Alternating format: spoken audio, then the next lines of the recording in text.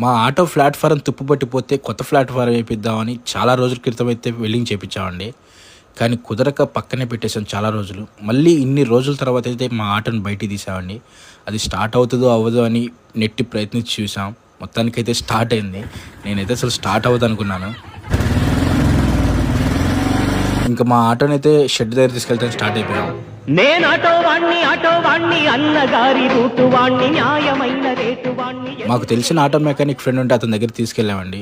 Bro చూడు engine oil ఎలా ఉంది, అసలు ఏంటి దీని కండిషన్ చూడమంటే చూశాడు. ఇంజిన్ ఆయిల్ అంతా చెక్ చేసి ఓకే బ్రో ఆల్ సెట్ అన్నాడు. తర్వాత బ్రేకులు పట్టలేదు, చూడు బ్రో ఇదేంటో అంటే బ్రేకులు చూసి బ్రో అది లీక్ అయిపోతుంది, అది కొత్తది మార్చుకోవాల్సింది అన్నాడు. సరే ఇంకేం చేస్తామని అది కూడా కొత్త చేసేసేలే బ్రో అని చెప్పేశాను. తనకైతే ఇంజిన్ ఆయిల్ బ్రేకులు అయితే చేపించేసాం.